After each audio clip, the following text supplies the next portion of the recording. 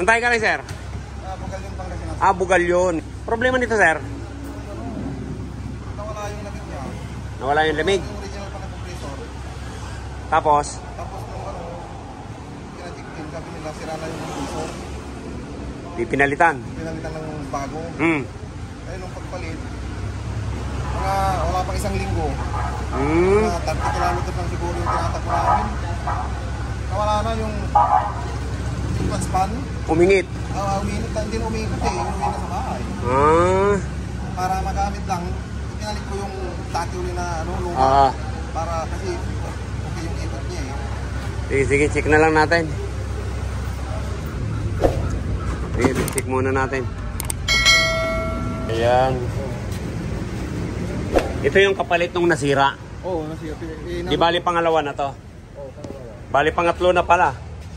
Kung sakali kasi yung una, original. Original yan. Tapos yung pangalawa nito, bali ito pangatlo na. Ayan, sige, check na lang natin. Ayan. Sabi nung unang nag-usap, dito nag-automatic. Pag karamihan talaga ganun, hindi nag-automatic yan, pero kailangan talaga mapa-automatic. Nung nakaraan, Wibis, yan, ganito rin yung ginawa namin. Sabi nga, bangga. Tapos pinalitan ng, kasi napipigil ko rin to eh. Nung napa-automatic namin, sabi ko, obserbahan mo na lang. Ito sir, napipigil din to. Napipigil din. May cord na Pero lumalakas, hindi na. Hindi pag muna lang, malakas. Pero pag lumalakas, okay pa yan. Pero pag hindi na talaga lumalakas. Tatlo na yung inalagay ko dyan na clutch pan na din, halos pare-parehas yung niya, ikot niya. Pero yung mga pinalitan mo, dala mo? Hindi, kasi sinalpak lang namin, galing din sa mga cord. Ganun din yung ikot niya, pare-parehas silang tatlo. Sige, sige. Start muna natin. Ayan, tinanggal na po natin yung cover para gawa natin yung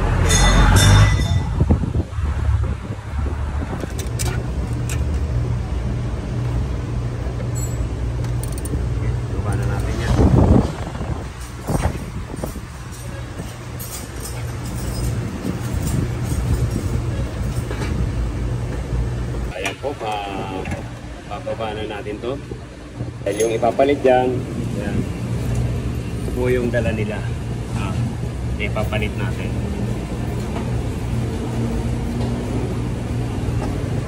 Saan nga po kasi sir? Sa Pangasinan sir?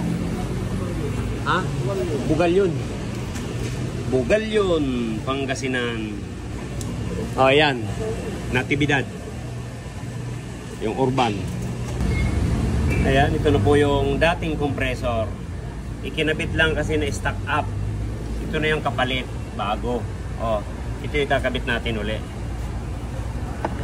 Ito po install natin. Kaya lang i-cleaning, flushing natin. Importante ma-flushing ng malinis na malinis. Yan, ito po yung gagawin natin dyan.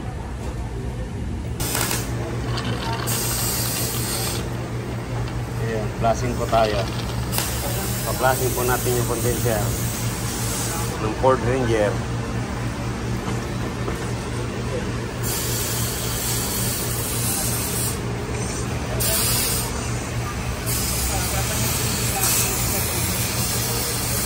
Ayan, ang langis.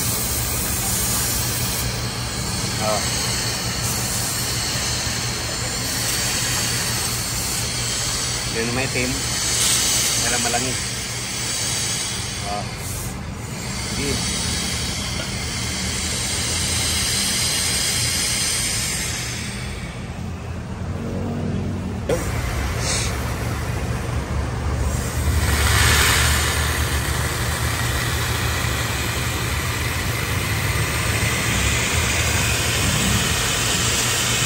Nandiyan ang itim.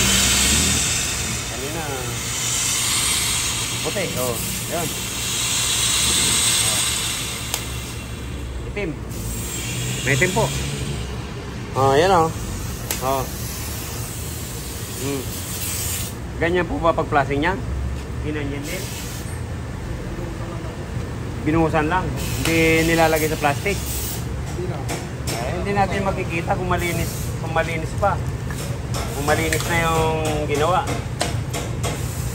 Tinan mo, unang bugaw. Yung pangalawa. Yung unang buga, mantika, oh.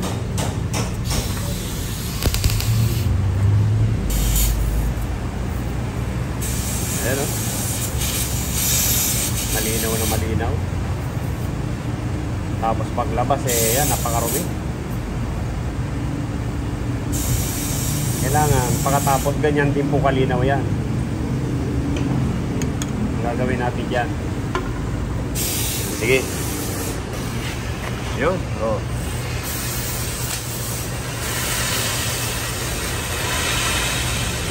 Okay. Palinawin lang natin. Talagang pag ganyan karumi, ayan. Sabihin sa atin, palitan. Pero pag napalinaw po natin yan, kasi wala namang butas, oh, kailangan talagang palinawin lang natin. Okay.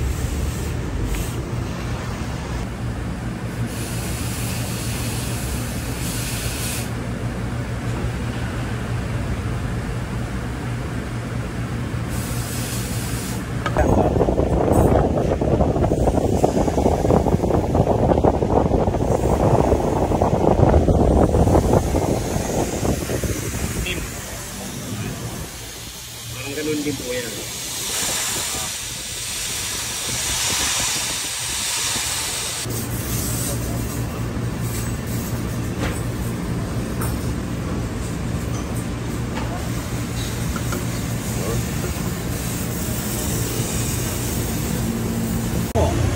Ito yung nauna. Ito yung huli. Dapat ganyan po ang gagawin natin. Para wala tayong kaba. Na talagang malinis na tong condenser. Sige. Ligpis na lang natin yan. Pag may butas para ma-check natin. Okay. Ayan. Ito po yung pinalitan natin. Ito po yung papalit natin dyan. Talagang hindi po tayo mag-flashing ng ganyan kalinis, sigurado sisirain po ulit itong compressor na to kasi iikot po ulit yan sa system. Yan po tandaan natin mga ka-ruggeroids. Ayan, palitan natin yan, parang labas sa tide yan.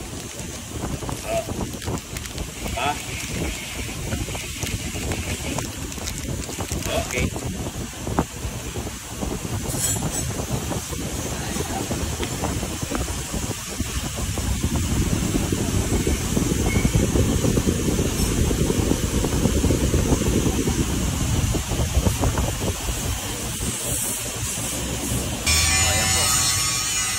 Pinulit na natin yung condenser.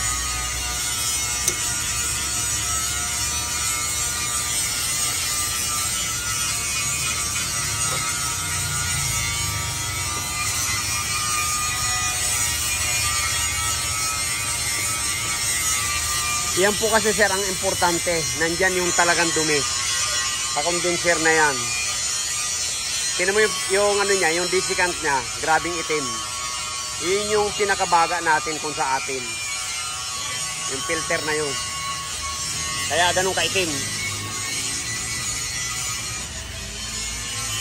Kaya pag hindi po natin nalinis ng maigi yan, sigurado, sira uli yung compressor na yan. Dapat ganun kaputi. Parang pagsalin mo, nung lumabas, ganun uli kalinis yun. Safety ang compressor doon. Ayan, ligtis na tayo. Ayan, sige, obserbahan natin. Hanggang ano oras? Alas 2:15. O kahit mga alas 3:30. Para sigurado lang tayo, sir, no? Na talagang wala tayong back job. Ayan. Ayan, obserbahan natin na matagal. Okay? Yan yung propeller niya. Yung rato pa. Ayan, matigas yan. Kaya pingilan yung pa. Hindi pa napipingilan yun. Kaya. Matigas yan. Narganan natin.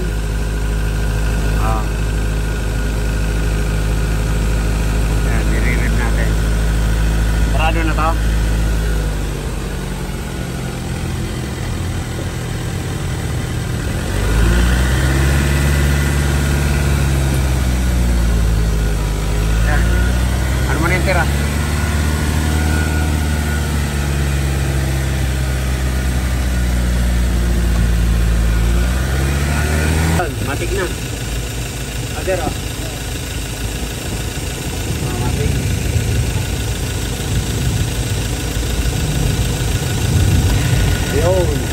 Okay.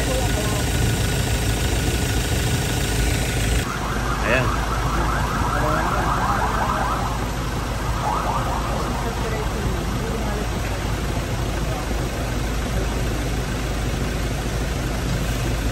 Ayan, okay na.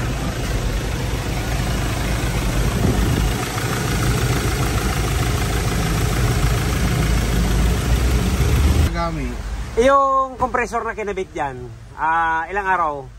Ilang araw lang tumagal? Dalawang araw lang. Dalawang araw. Dalawang araw? Tapos yun yung nasunog, tapos i-stack up. Ayan. Paano nga hindi nag-automatic? Hindi ngayon nagmamatic na. Laking bagay yun. Saka hindi na mamahinga yung compressor. Ayan.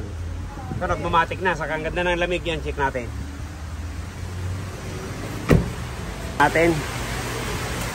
Kung ilan.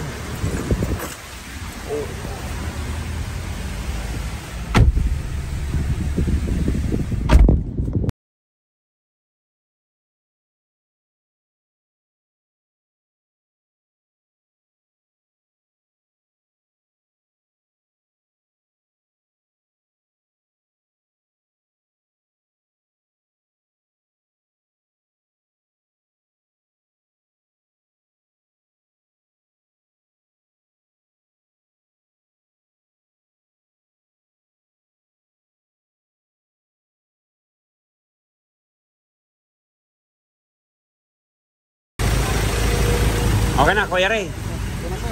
Mukhang natsamba na naman namin yung Ranger mo. Hindi lang tsamba sir, talaga sigurado. Ha? Hindi lang tsamba, talaga sigurado. Sigurado. Ayan, nag-automatic na, kaya nasira po yun. Hindi nag-automatic. Nag-moisture sa lamin na. Ayan na. Camera natin. Sir. Maraming salamat. Thank you sir. Kumusta aircon? Okay na sir. Okay na. Ayun. Maraming salamat sa pagdayo sa Rocky Roy. Ayan.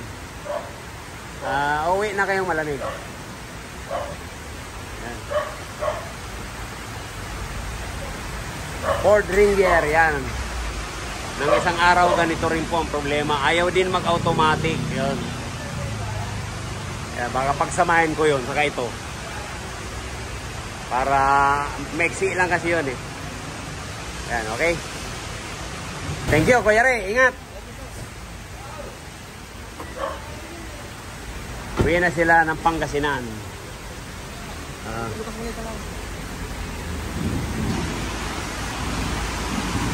Palit po tayo ng compressor dahil na-stack up yung kinabit na bago. Yun. Yan, okay? Yan, maraming salamat sa pagdayo sa Rocky Royce. Ayan, thank you po. Kung bago lang po tayo sa ating channel, yan, subscribe naman po. Like, share. Yan, God bless you all. Thank you, bye-bye.